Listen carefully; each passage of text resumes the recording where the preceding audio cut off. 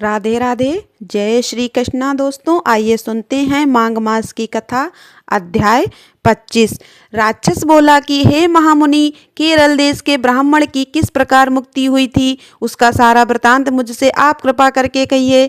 द्वीपद्युति ने कहा कि हे पिशाच, मैं इस शुभ पुण्य तथा कथा को कहता हूँ, तुम ध्यान पूर्वक सुनो। केरल देश में वसु नाम का एक वेद पंगत ब्राह्मण रहता था। उसके पदारों तथा बांधवों ने उसकी भूमि छीन ली थी। अतः एवं उसने दुखी होकर निर्धनता से अपने जन्मभूमि को त्याग दिया और देश देश में घूमता हुआ कुछ दिन बाद अनेक व्याधि दुखों से दुखी होकर एक बहुत बड़े जंगल में चला गया।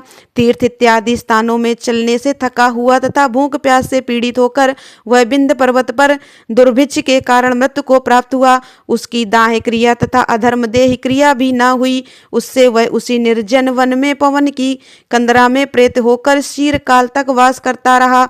वह शीत एवं ताप से तथा बिना आहार और जल की इच्छा से बहुत हाहाकार करते रोता हुआ वायु रूप में इधर उधर घूमता था।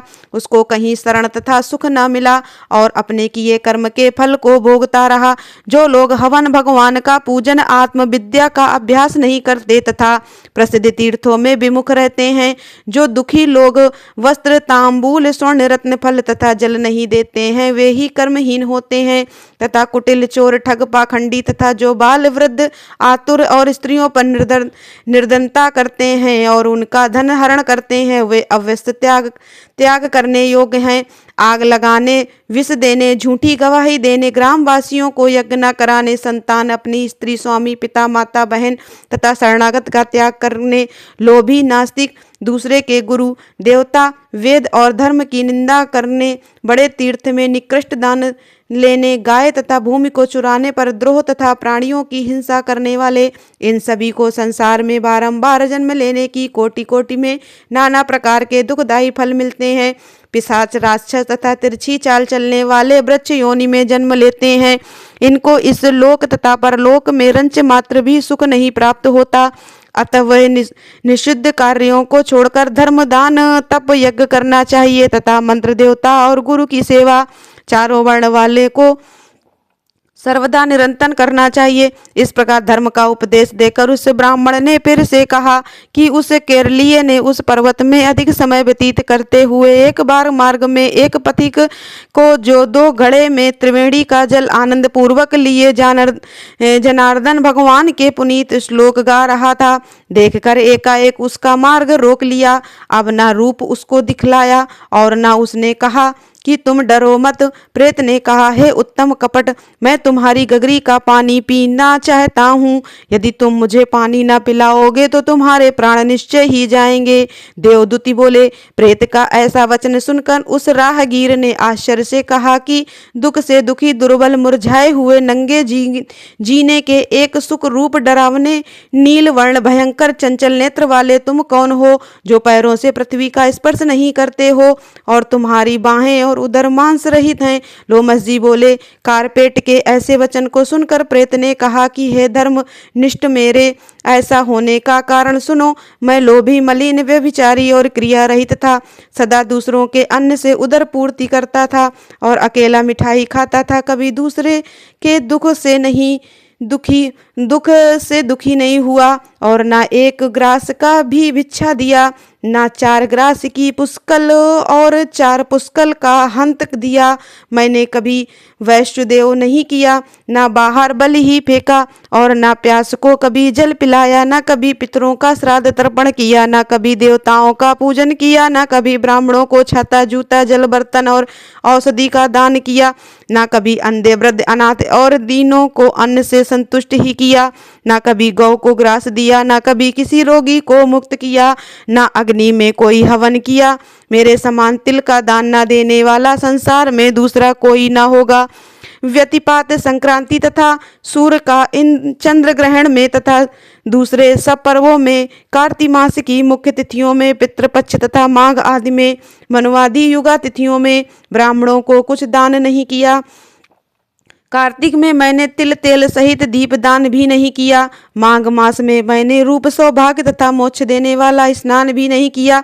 न पूरा माघ मास मैं ब्राह्मणों के स्नान करने से जाड़ा लगने पर उनको अग्नि से कभी तपाया ना, बैसाख इत्यादि महीने में किसी को ठंडा पानी पिलाया ना, पीपल तथा बरगद के पेड़ ही लगाए ना, कभी किसी प्राणी को बंधन से छुड़ाया और न कभी मृत्यु से डरने वाले किसी शरणागत की रक्षा की, ना 3 रात तक उपवास करके मधुसूदन भगवान को तृप्त भी नहीं किया है। हे द्विज, संतापना पुण्य तथा चंद्रायन व्रतों से अपने शरीर को कृश किया, जिनको इंद्रादेव ने किया था। हे ब्राह्मण, देखो पूर्व जन्म के बड़े क्रूर कर्मों के कारण ही मेरी दुख प्रबोध विचित्र गति हुई है। इस पर्वत पर भेड़िया तथा ब्याग से मारे हुए अनेक पशुओं के मांस, सुंग इत्यादि पक्षियों के खाए गए फल, नाना प्रकार के सुंदर सुगंधित रस भरे मुलायम मीठे खाने योग्य बहुतेरे फल तथा मूल भी हैं। सर्वत्र स्रोत्र और झरने के जल भी हैं, जो सब पदार्थ पृथ्वी पर सहज ही मिल जाते हैं, परंतु देव की इच्छा न होने से कुछ भी मैं नहीं खा सकता। सर्प की तरह केवल हवा पीकर जीता हूँ। मंत्र पुरुषार्थ विक्रम बल बुद्धि और मित्रों की सहायता से मनुष्य सर्वदा अलभ्य वस्तु को प्राप्त नहीं करता। सुख दुख लाभ हानि विवाह मृत्यु जीवन भोग रोग तथा वियोग में केवल दैवभाग्य ही कारण होता है। कुरूप कुलीन मूर्ख कुकर्मी निंदी सूर पराक्रमहीन काने लूले बिना योग के नीतिहीन निर्गुण तथा नपुंसक मनुष्य भाग से ही राज्य पर बैठते हैं। जिन्होंने तिल गाय स्वर्ण ग्रह 8 वर्ष की कन्या पृथ्वी सैया तांबूल मंदिर धन भोजन की सामग्री चंदन तथा अगर का दान दिया है। वन मार्ग में पर्वत के अगले भाग ग्राम अथवा नगर में ऐसे भाग्यशाली पुरुषों के भोग नियोजित रूप से आगे आगे चलते हैं। इस पर्वत पर दूसरे भी बहुत से बलवान पिशाच तथा भयंकर राक्षस हैं, जिनमें से कभी कोई कहीं पर वन में घूमते हुए अपने कर्म के अनुसार अन्न जल प्राप्त कर ही लेता है। ऐसा सुनकर आपको भय न हो, क्योंकि धर्मात्मा लोगों की पवित्रता ही उनकी रक्षा करती है, उनको कोई पीड़ा नहीं दे सकता। ग्रह नक्षत्र तथा देवता भी पवित्रता की सर्वदा रक्षा करते हैं। यह राक्षसगण गोविंद के पवित्र भक्त आपको देख भी नहीं सकते। जो लोग नारायण की भक्ति में लीन रहते हैं, उनको राक्षस प्रेत पूतना भूत बैताल गंधर्व शाकनी आर्यक रेवती वृद्ध रेवती मुखमंडली यज्ञ क्रूर बाल दुष्ट वृद्ध मात भयंकर तथा अन्य विनायक इत्यादि ग्रह कृत्या सर्प कुष्मांड तथा दूसरे दुष्ट जंतु के ब्राह्मण पवित्र वैष्णव ब्राह्मण को नहीं देख सकते, ना ही छू सकते हैं। हे ब्राह्मण, मैं इस प्रकार अपने कर्मों का फल यहाँ पर भोग रहा हूँ। एक समय मैंने जामबालिनी नदी के किनारे पर घूमते हुए सारस के कहे हुए कुछ वचन को सुना था।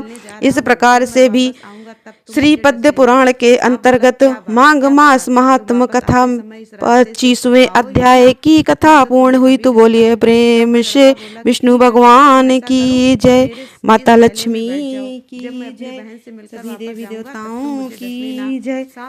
दोस्तों, वीडियो को लाइक सब्सक्राइब अवश्य करें।